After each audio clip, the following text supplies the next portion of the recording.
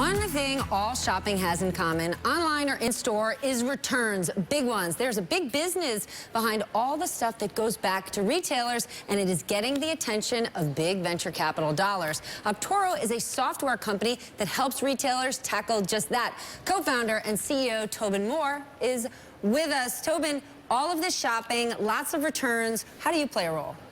So Optoro is the technology platform that retailers use to process, manage, and resell all of these goods on the secondary market. So we are the technology and the systems they're using at their storefronts and in their warehouses to tell them what to do with these goods in different conditions as they come back.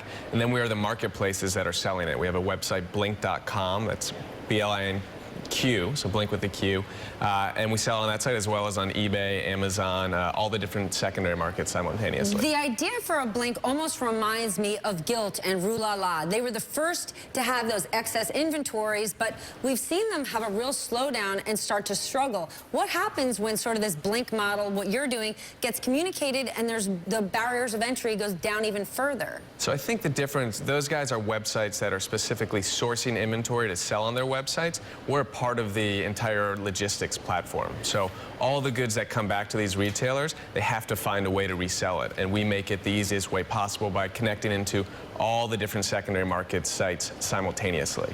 In this tech universe, I'm not going to say tech bubble, when we talk to new companies, they often say, I've raised all this money, we have huge VC backers, look who's on our board, but they don't talk profitability.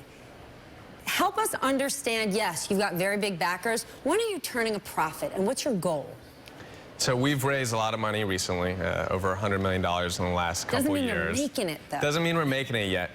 We are focusing on building an infrastructure that can handle the returns from the biggest retailers. And when you talk about the biggest retailers, some of them have $2, $3, $4, $5 billion of returns a year. So we're really building an infrastructure for the future. But, what's your timeline? When do you want to convert this to becoming profitable? Because if the bubble does burst, and suddenly we take a more critical eye at businesses like yours, how long before you think you can turn this infrastructure build into really a profitable business? Yeah, ours is something where we can turn it overnight if we really want to. We're really investing a lot towards the future, and if we see things change at some point or we feel the need to become profitability, we can do that overnight.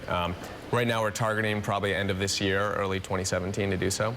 How much more returns do we see in the online shopping world versus bricks and mortar? Because we've seen such a huge increase in online shopping.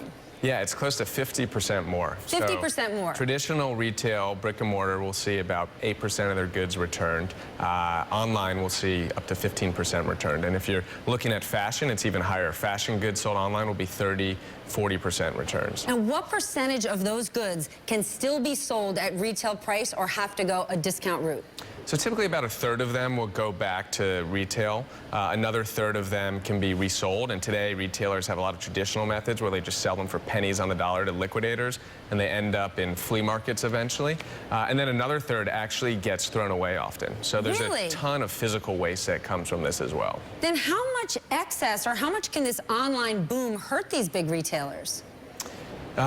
So on the one end, it is more returns that they have to deal with. On the other end, there are more returns that are in better conditions because there are a lot of newer items returned, so they can get a lot more to stock.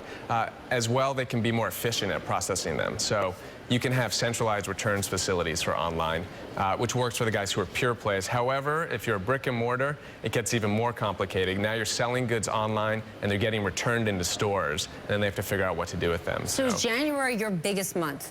January is our biggest month for goods coming back by far. About 24% of all returns that happen throughout the year will happen around the 30 days around Christmas. What's the #1 thing that gets returned? The #1 thing that gets returned is typically clothing. Really? Wrong size. Or people will buy 2 or 3 of the same item just to see which size fits. There you go. Tobin, thank you so much for joining me. Tobin Moore, he's the co-founder and CEO of Optoro. He's also a St. Albans Bulldog. All right, and check out MV.